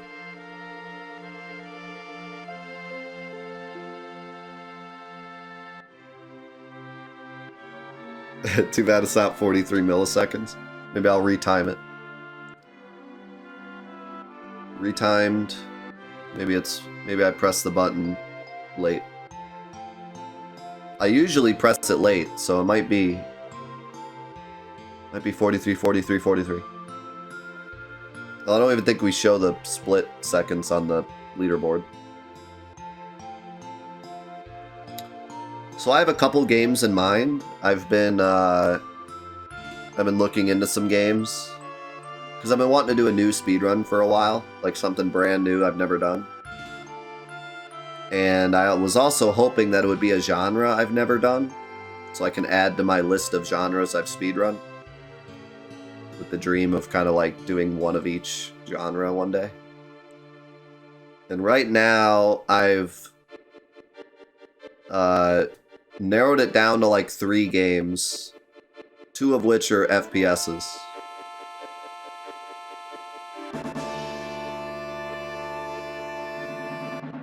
So we'll see.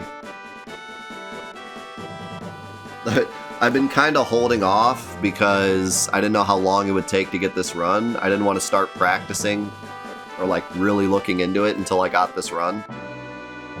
So now that I got this run, tonight I'll be exploring, seeing what I want to do.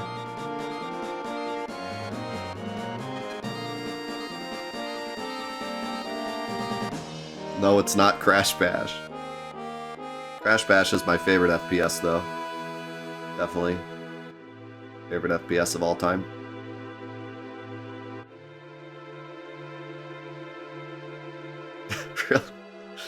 Roo percent. By the way, I saw that Omni chair. Let's get him in. He's got to be in the PB.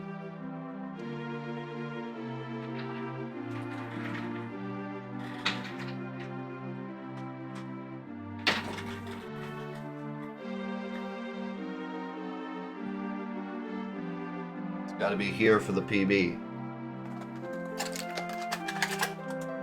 Special guest.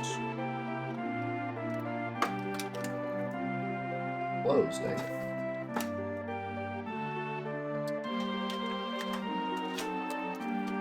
Heart, Oreos.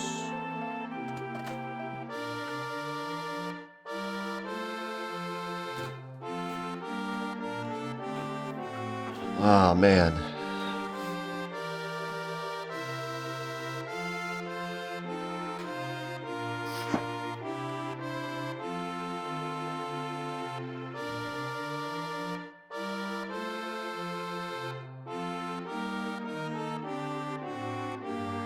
It really depends on the game, Matt.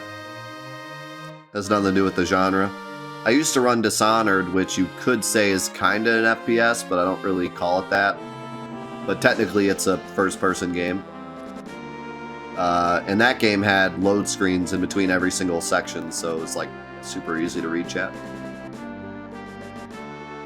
But I mean, I read chat while running Celeste, so I can read chat running pretty much everything.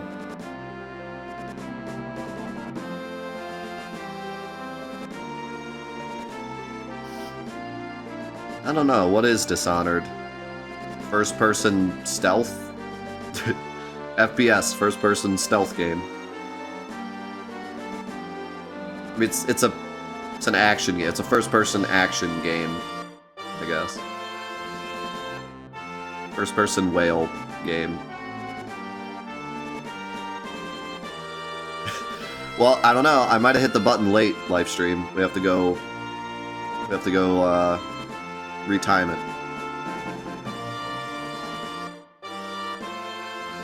Maybe it was exactly 43, 43, 43.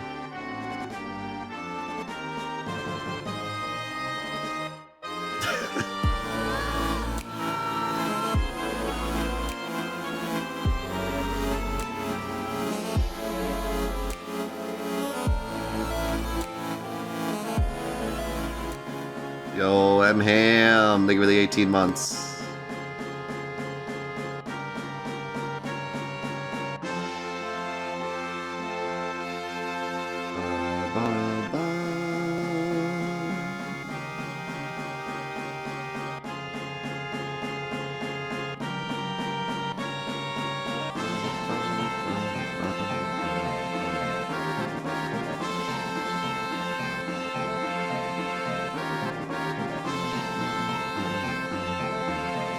Shoutouts to Duck Corporation.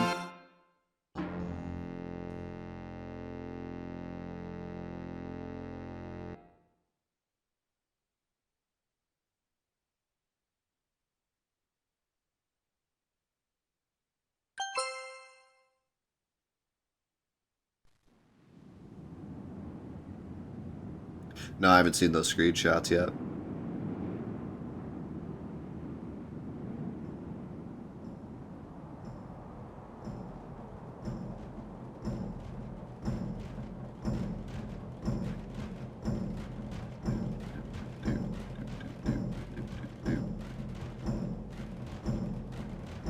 My New Game Plus run got beat like 2 weeks ago, because that run didn't have elevator manip in it. We did it right before elevator manip got consistent for me.